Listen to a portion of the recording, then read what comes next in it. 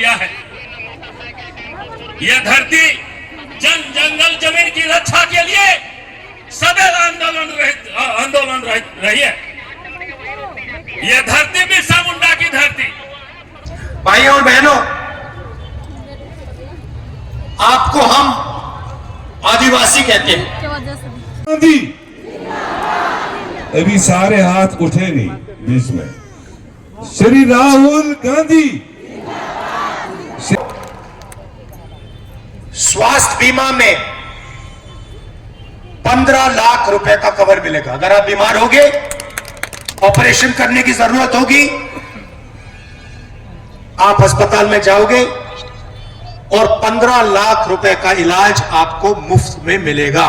Friends नमस्ते, I hope आप लोग अच्छे होंगे। मैं भी अच्छी हूँ। और आज छठ पूजा था, सुबह का अर्घ, कल सांझ का अर्घ था।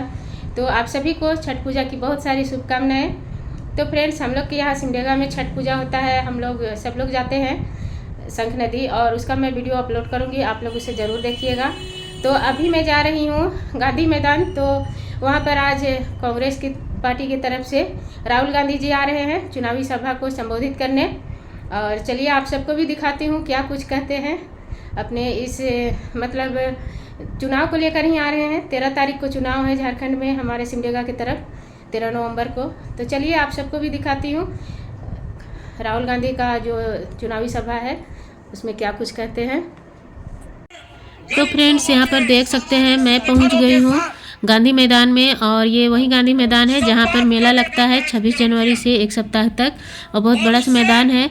और यहाँ पर भीड़ इतना ज़्यादा है कि कहिए ही मत। राहुल गांधी जी अभी पहुँच चुके हैं, पर मैं थोड़ा सा लेट हो गई, स्वागत का मैं नहीं दिखा पाऊँगी।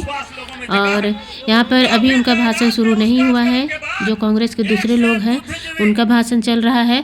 तो यहाँ का भीड़ कुछ इस तरह से है, देख सकते हैं। और मैं बहुत मेहनत करके, बहुत रिक्वेस्ट करके तब यहाँ तक पहुँच पाई हूँ, पीछे आने के बाद भी। और मैं यहाँ से और आगे नहीं जा सकती, आप लोगों तक मैं यहीं से यहाँ का ही रिकॉर्ड दिखाऊंगी। यहाँ से ही बहुत ज़्यादा तेज़ धूप भी है, और जिधर लोग बैठे हैं उधर बैठने की तरफ सब लोग धूप में ही बैठे हैं। सबके सर पर देख सकते हैं तौलिया रख लिए हैं, कुछ लोग छाता पकड़े हुए हैं। और मैं भी वैसे नहीं रिकॉर्ड कर रही हूँ, बहुत तेज़ धूप है, फिर भी मैं आप सब तक राहुल गांधी जी का भाषण को पूरा रिकॉर्ड करके पहुंचा रही हूँ। तो प्लीज़ चैनल को सब्सक्राइब करके और सपोर्ट ज़रूर कीजिएगा, और वीडियो को बिना स्किप किए पूरा देखिएगा फ्रेंड्स। और एक लाइक कीजिएगा, दोस्तों के साथ शेयर कीजिएगा, और कमेंट करके ज़रूर बताइएगा आप झारखंड से देख रहे हैं ये वीडियो या फिर झारखंड से बाहर से है, और किसकी सरकार बनेगी कमेंट में ज़रूर बताइएगा। खान खनिज कहते हैं, एक से एक हमारे प्रतिभावान खिलाड़ी हैं, एक से एक नदी नाले झरने पहाड़ पर्वत, एक से एक यहाँ हमारी सांस्कृतिक विरासत है। अभी सारे हाथ उठे नहीं बीच में। श्री राहुल गांधी, कांग्रेस पार्टी। मैं कहूंगा बटन तुम्हारा कहां दबेगा? ऐसे जोर से बोलना, बटन तुम्हारा कहां दबेगा? पंजे वाले खाने में। बटन तुम्हारा कहां दबेगा? बटन तुम्हारा कहां दबेगा? शुक्रिया। हम अपने मायनाज लीडर और आप सबके लीडर राहुल गांधी जी को गुजारिश करेंगे कि वो आपको संबोधित करेंगे, मगर इतनी जोरदार तालियां बजनी चाहिए। जो यहाँ विरोधी पार्टी के लोग आए उनको जवाब मिलना चाहिए आपके तालियों से। श्री राहुल गांधी जी।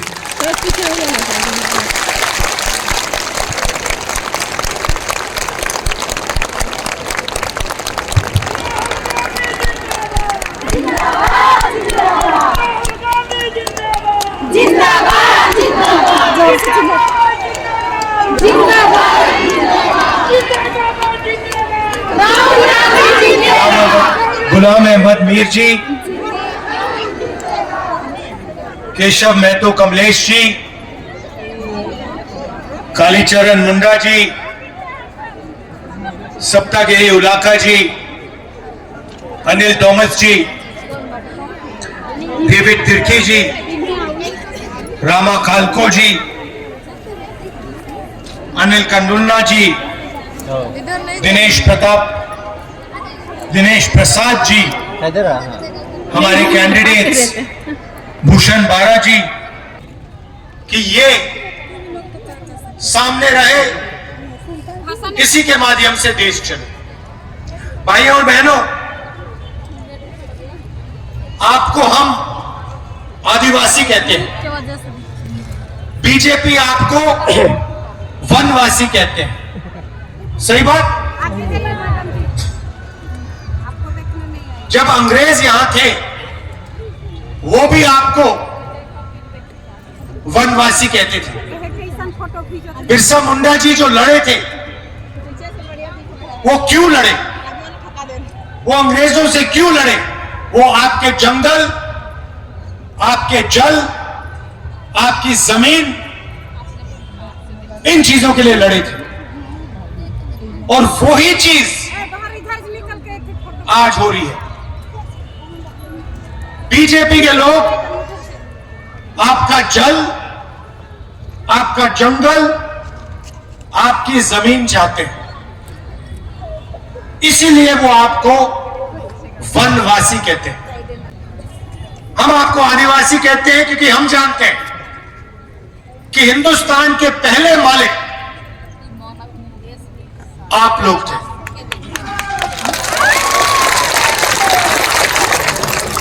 और अगर हम आपको आदिवासी कहते हैं तो फिर जल, जमीन, जंगल का फायदा हिंदुस्तान के पहले मालिकों को मिलना चाहिए। जल, जमीन, जंगल का अधिकार आपका होना चाहिए। आदिवासी शब्द का यह मतलब। अब इन्होंने नया शब्द निकाला जो पहले अंग्रेज इस्तेमाल करते थे, वनवासी। वनवासी का मतलब आप जंगल में रहते हो। वनवासी का मतलब आपका कोई अधिकार नहीं है, ना जल का, ना जंगल का, ना जमीन का। आप तो जंगल में रहते हो, अगर आप जंगल में रहते हो तो अधिकार थोड़ी मिलेगा, इसलिए वो आपको वनवासी कहते हैं। क्योंकि वो चाहते हैं कि आपके बच्चे शिक्षा ना पाए, आपके बच्चे इंजीनियर ना बने, डॉक्टर ना बने, लॉयर ना बने, किनारे खड़ा हो जाइए, हवाई जहाज ना उड़ाए। इसलिए वो आपसे कहते हैं भैया आप तो वनवासी हो, आप तो जंगल में रहते हो, आपको शिक्षा की क्या जरूरत, आपको इंजीनियर बनने की क्या जरूरत, आपको डॉक्टर बनने की क्या जरूरत, आप तो वनवासी हो। और हम कहते हैं नहीं, आप वनवासी नहीं हो, आपको वनवासी कहना आप पर अपमान है।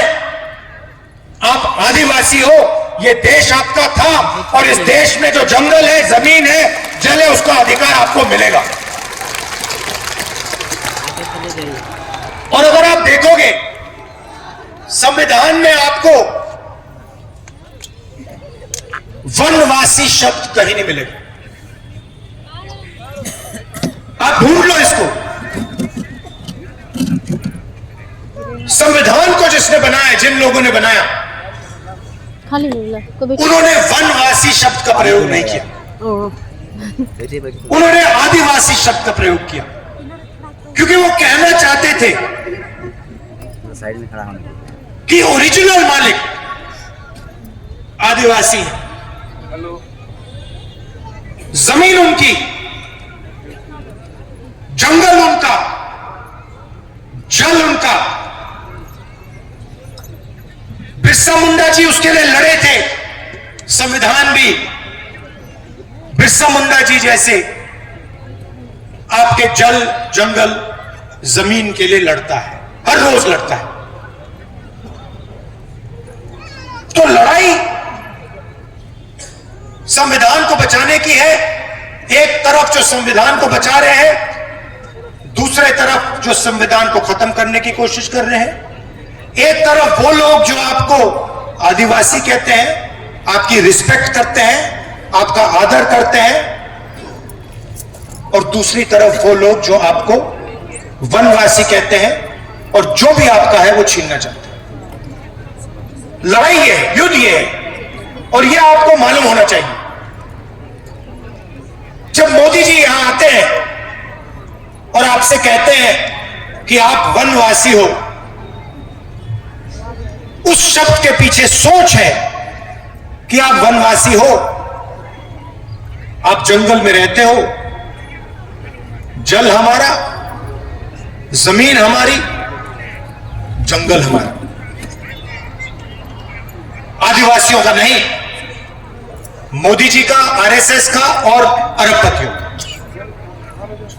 जहां भी जाते हैं आपकी जमीन छीन लेते हैं।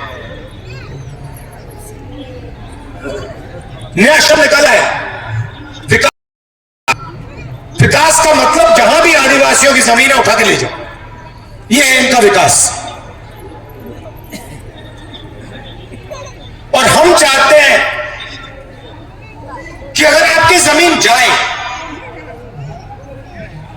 तो आपसे पूछ कर जाए, और अगर आपने अपनी जमीन दी तो आपको उस जमीन का सही दाम मिले। और अगर वहां इंडस्ट्री बनी, फैक्ट्री लगी, तो उस फैक्ट्री में आपके बच्चों को रोजगार मिले। इसलिए हम चाहते हैं कि आदिवासियों को शिक्षा मिले, उनके बच्चे, आपके बच्चे इंजीनियर बने, डॉक्टर बने, लॉयर बने, फैक्ट्री को चलाना सीखें। यह लड़ाई चल रही।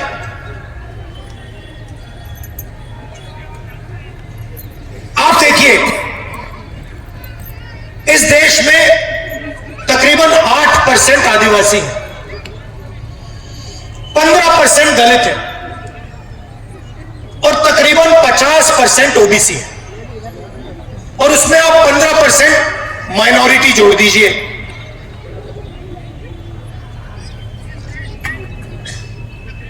अगर आप इन सबको जोड़ो तो 90% ये लोग हैं, आदिवासी, दलित, पिछड़े वर्ग के लोग, माइनॉरिटी के लोग 90%। मगर अगर आप देखो, हिंदुस्तान की संस्थाओं को देखो, मीडिया देखो, बड़े बड़े बिजनेस देखो, अंबानी, अदानी वाले बिजनेस,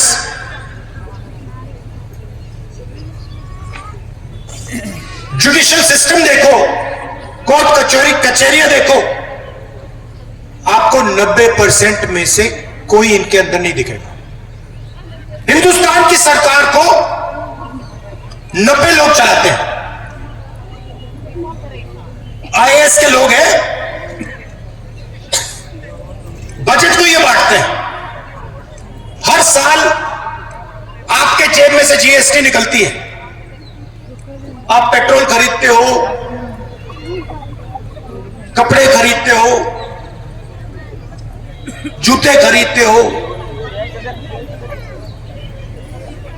टैक्स भरते हो, आपके जेब में से टैक्स निकलता है।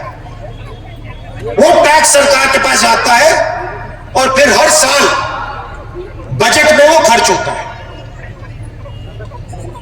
अब मैंने पता लगाया कि टैक्स आप भर रहे हो, 90% टैक्स देता है, तो जितनी जीएसटी आप देते हो जीएसटी अदानी देता है। अगर आप जितनी जीएसटी आप दो, अगर आप 1 लीटर जितनी जीएसटी आप देते हो उतनी वो देगा, आप देते हो उतना वो देगा। और मैंने पता लगाया जो पैसा है देश का, ये कैसे खर्च होता है, ये 90 अफसर निर्णय लेते हैं, 90 लोग हैं, पैसा कहां खर्च होगा, ट्रेन कहां ये 90 लोग निर्णय लेते हैं। हाईवे कहां बनेगी, रोड कहां बनेगी, कैसे बनेगी, ये निर्णय लेते हैं। सेना को कितना पैसा मिलेगा, ये निर्णय लेते हैं। शिक्षा में कितना पैसा जाएगा, ये निर्णय लेते हैं। आदिवासी स्कूल कितने बनेंगे, दलित स्कूल कितने बनेंगे, निर्णय ये लेते हैं। कर्जा माफ होगा, निर्णय ये लेते हैं। डिसीजन इनका। 90 में से आदिवासियों की आबादी हिंदुस्तान में 8%, 90 में से एक अफसर आदिवासी वर्ग का है, एक अफसर, और उसको भी पीछे बैठा रखा है कोने में। अगर हिंदुस्तान की सरकार 100 रुपए खर्च करती है तो आदिवासी अफसर 10 पैसे का निर्णय लेते हैं। अच्छी तरह सुनिए, अगर हिंदुस्तान की सरकार बजट में 100 रुपए खर्च करती है तो 10 पैसे का निर्णय आदिवासी अफसर लेते हैं। आपकी आबादी 8%, 100 में से 8, और आपकी भागीदारी 100 में से 10 पैसे। दलित 15%, 90 अफसर में से 3 दलित हैं। और अगर हिंदुस्तान की सरकार 100 रुपए खर्च करती है तो दलित अफसर 1 रुपए का निर्णय लेते हैं। आबादी 15%, भागीदारी 100 रुपए में से 1 रुपया। पिछड़े वर्ग 50% है, 90 में से 3 अफसर पिछड़े वर्ग के हैं और उनकी भागीदारी 100 रुपए में से 5 रुपए। मतलब दलित, आदिवासी, पिछड़े वर्ग के अफसर 100 रुपए में से 6 रुपए 10 पैसे का निर्णय लेते हैं। आपकी आबादी 90%, भागीदारी 100 रुपए में से 6 रुपए। अब मैंने ये बात उठाई, पार्लियामेंट में बात उठाई कि भाई ये हो क्या रहा है। हिंदुस्तान के लोग, आदिवासी, दलित, पिछड़े वर्ग के लोग, इनकी इस देश में भागीदारी नहीं है, कॉर्पोरेट इंडिया में नहीं है, जुडिशियल सिस्टम में नहीं है। मीडिया में आप दिखा दो मुझे, आप मुझे मीडिया में, नेशनल मीडिया में एक आदिवासी एंकर दिखा दो, एक दिखा दो मुझे, एक दलित दिखा दो, एक पिछड़े वर्ग का दिखा दो, नहीं मिलेगा। आप में कोई कमी नहीं है, आप में कोई कमी नहीं है। हिंदुस्तान का पिछड़ा वर्ग, दलित वर्ग, आदिवासी वर्ग कोई भी काम कर सकता है, कुछ भी कर सकता है, कोई कमी नहीं है आप में। आपको रास्ता नहीं दिया जाता, आपको रोका जाता है। आपके सामने दरवाजा है और मोदी जी आगे बहाने बनाते हैं। सच्चाई है। तो मैंने पार्लियामेंट में उनके सामने बोला कि आप ऐसे करिए, जाति जनगणना करते हैं, पता लगाते हैं इस देश में कितने दलित हैं, कितने आदिवासी हैं, कितने पिछड़े वर्ग के लोग हैं। पता लगाते हैं हमारी संस्थाओं में आदिवासी, दलित, पिछड़े वर्ग के कितने लोग हैं। पता लगाते हैं मीडिया में कितने हैं। पता लगाते हैं इस देश का जो धन है, बड़ी बड़ी कंपनियां हैं, इनमें दलित कितने हैं, आदिवासी कितने हैं, पिछड़े वर्ग के कितने लोग हैं। दूध का दूध, पानी का पानी कर देते। मैंने उनके सामने बोला, चुप हो गए। उसके बाद कहते हैं राहुल गांधी देश को बांटने की कोशिश कर रहा है। मतलब 90% लोगों के पास देश को चलाने में भागीदारी नहीं है, आप अंदर नहीं घुस सकते। मैं वो बात उठा रहा हूं, मैं कह रहा हूं कि भागीदारी होनी चाहिए, 90% लोगों को जगह मिलनी चाहिए। प्राइवेट यूनिवर्सिटी देखिए, आप मुझे बता दो कौन सी प्राइवेट यूनिवर्सिटी को आदिवासी चला रहा है, कौन सी प्राइवेट यूनिवर्सिटी को दलित चला रहा है, मुझे बता दो, नाम बता दो। ये बड़े बड़े जो अस्पताल हैं, अपोलो अस्पताल, ये सब जो है खुल रहे हैं, मुझे बता दो इसको इनमें से कौन सा है जिसका मालिक आदिवासी है, जिसका मालिक पिछड़े वर्ग का है, जिसका मालिक दलित है। आपको एक नहीं मिलेगा, पूरे देश में ढूंढ लो, एक नहीं मिलेगा। यह बात मैंने उठाई पार्लियामेंट में और कहते हैं राहुल गांधी देश को बांट रहा है। मैं चाहता हूं कि 90% लोगों को इस देश में भागीदारी मिले। मैं चाहता हूं अगर यह देश चलाया जाए तो 90% लोग इस देश को चलाएं। और बीजेपी चाहती है कि इस देश को 2-3 लोग चलाएं, नरेंद्र मोदी, अमित शाह, अंबानी और अदानी, और पूरा का पूरा जो धन है इस देश का, आपकी जमीन हो, जंगल हो, सबका सब आपसे छीनकर यही 10-15 इनके जो बड़े अरबपति हैं इनको मिल जाए। भाई और बहनों, 16 लाख करोड़ रुपया, 16 लाख करोड़ रुपया नरेंद्र मोदी जी ने 25 लोगों का कर्जा माफ किया है। उनमें आपको एक आदिवासी नहीं मिलेगा, एक दलित नहीं मिलेगा, एक पिछड़े वर्ग का नहीं मिलेगा। और जब हम कहते हैं किसानों का कर्जा माफ होना चाहिए, तो वो कहते हैं देखो राहुल गांधी किसानों की आदत बिगाड़ रहा है, देखो राहुल गांधी किसानों की आदत बिगाड़ रहा है। जब आपने 16 लाख करोड़ रुपए उनका कर्जा माफ किया तो आपने उनकी आदत नहीं बिगाड़ी क्या? उन्होंने लाखों करोड़ रुपए का बैंक लोन दिया, उसको आपने माफ कर दिया, उसको आप आदत बिगाड़ना नहीं कहते हो। मगर एक छोटा सा किसान 50,000 रुपए का कर्जा लेता है, हाथ जोड़ के कहता है मेरा कर्जा माफ कर दो, हम कर्जा माफ करते हैं, आप कहते हो देखो किसान की आदत बिगाड़ दी। हम न्याय चाहते हैं, हमारा सिर्फ यह कहना है कि अगर देश चलाया जाएगा तो इसको 2-3 लोग नहीं चलाएंगे, इसको 90% आबादी चलाएगी। और अगर देश को चलाया जा रहा है तो उसमें आदिवासी दिखेंगे, दलित दिखेंगे, पिछड़े वर्ग के लोग दिखेंगे। इसीलिए मैंने पार्लियामेंट में साफ कह दिया 2 काम हम करेंगे। पहला काम जाति जनगणना, दूध का दूध पानी का पानी हो जाएगा, सबको पता लग जाएगा आदिवासी की, दलित की, पिछड़ों की कितनी भागीदारी है। और दूसरा, ये जो इन्होंने दीवार बना रखी है रिजर्वेशन की कि 50% से ज्यादा रिजर्वेशन नहीं जाएगा, इस दीवार को हम तोड़ के परे कर देंगे। हम रिजर्वेशन को 50% से ज्यादा करके दिखाएंगे, ये मैंने पार्लियामेंट हाउस में बोला है। मणिपुर की बात कर देता हूं, जहां भी ये जाते हैं, जहां भी बीजेपी के लोग जाते हैं,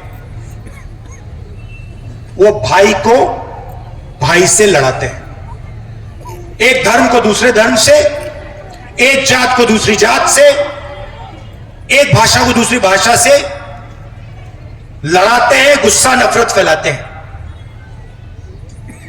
मणिपुर को इन्होंने जलाया, आज तक हिंदुस्तान का प्रधानमंत्री नहीं गया है, आज तक नहीं गया है। मतलब उन्होंने ये बात मान ली कि मणिपुर जैसा प्रदेश है ही नहीं। प्रधानमंत्री, प्रदेश जल गया, प्रधानमंत्री आज तक उस प्रदेश में नहीं गए। और प्रदेश को जलाने का काम बीजेपी के विचारधारा ने किया है।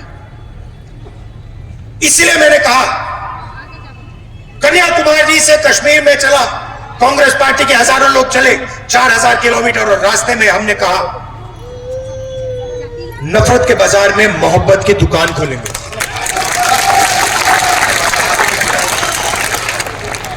नफरत के बाजार में मोहब्बत की दुकान खोलेंगे और हिंदुस्तान में सब लोग प्यार से, इज्जत से एक साथ मिलकर रहेंगे। अब झारखंड का चुनाव मैंने देखा कि यहां पे हमारी काफी बहनें आई हैं।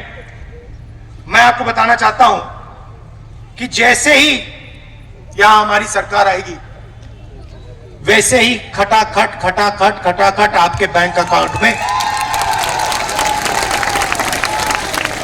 आपके बैंक अकाउंट में अभी 1000 रुपए जाता है, 2500 रुपए महीने का ठकाठक ठकाठक ठकाठक अंदर।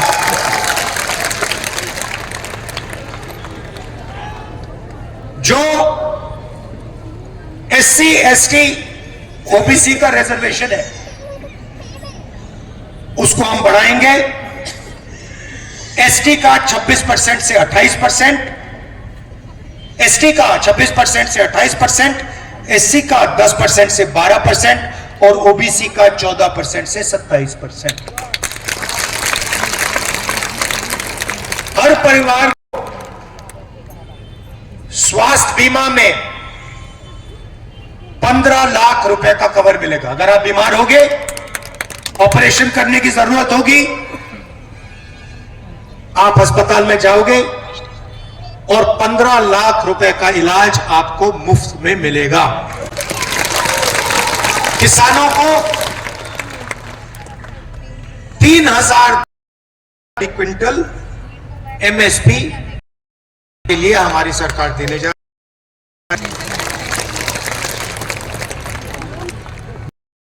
450 रुपए।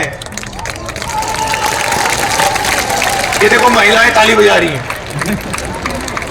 और राशन 7 kg हर व्यक्ति को हर महीने। और युवाओं के लिए हर ब्लॉक में डिग्री कॉलेज और डिस्ट्रिक्ट लेवल पे प्रोफेशनल कॉलेज, 500 एकड़ का इंडस्ट्रियल पार्क हर डिस्ट्रिक्ट में और 1 मिलियन युवाओं को हम यहां रोजगार देने का वायदा कर रहे हैं। अब ये आप देख लीजिए, इसमें हमने अदानी के लिए, अंबानी के लिए कुछ नहीं किया, हमने आपके लिए किया है। महिलाओं के बैंक अकाउंट में पैसा, किसानों को सही दाम, युवाओं को रोजगार, गैस सिलेंडर और SC ST OBC के लिए रिजर्वेशन। ये गरीबों की सरकार का काम है। ये उन लोगों का काम है जो आपको आदिवासी कहते हैं, जो आपको वनवासी कहते हैं, वो ऐसा काम कभी नहीं करेंगे। जैसे हमारी सरकार हिंदुस्तान में आएगी, हम इस अग्निवीर को खत्म कर देंगे। तो आपसे मैं ये कहना चाहता था, आप दूर दूर से आए, इतने प्यार से आपने हमारी बात सुनी। संविधान की रक्षा करनी है, एक साथ मिलकर संविधान की रक्षा करनी है, और जो संविधान को खत्म करने की कोशिश कर रहे हैं उनको रोकना है। दिल से आपका धन्यवाद। जोहार, जय हिंद।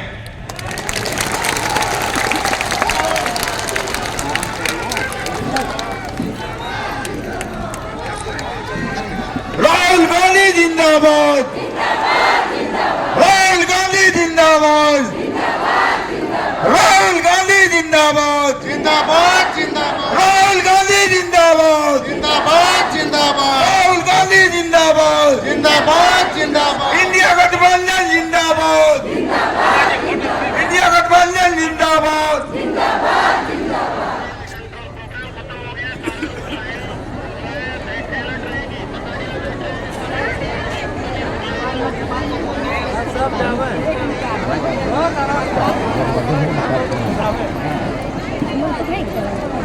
चलिए, तो सिमडेगा जिला के इंडिया गठबंधन से हमारे देश के जननायक विपक्षी नेता श्री माननीय राहुल गांधी जी देखने के लिए इंडिया गठबंधन के कोई आए हैं और यहाँ से संकल्प और सिमडेगा जिला में कांग्रेस पार्टी के जो उम्मीदवार है कोलेबिरा और सिमडेगा में से संकल्प लेके जाए और भारी मातों से सिमडेगा जिला में दोनों माननीय विधायकों को जिताइए।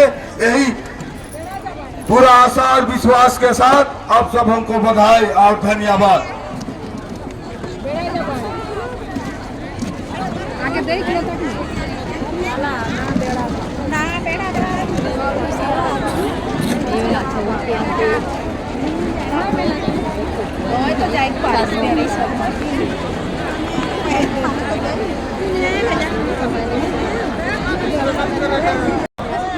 विधानसभा में 2 नंबर में है सेले लौरे में 2 नंबर के बटन के ना भूलावा और हमारे निर्दलीय पार्टी मनावेला और बाकाई के कोशिश करवा बिल्कुल ना भागवा तोहरे मन मुर्गा और हाड़ी और दारू में अपन कीमती वोट के ना बचवा और अपन आवे वाला पीढ़ी और भविष्य के बचाई कोई हमरे तोहरे सब मन के से लगी राहुल मन से निवेदन करल जाते कि हमारे कांग्रेस पार्टी के सिमडेगा के विधायक माननीय विधायक भूषण बड़ा और कोलेबिरा से माननीय विधायक नामन कुंडारी रौरे मन संकल्प लेके जावा किया निर्दलीय पार्टी आपा धापा लंद फंद में तोरे मन के बिल्कुल फांसे के रखे बहुत अभी इस बार के जो वोट है के एकदम चुनौती के रूप में लेवा और तोहरे मन सोच समझ के अपन वोट देख जावा से बेरा मैं आए समान योजना के याद करवा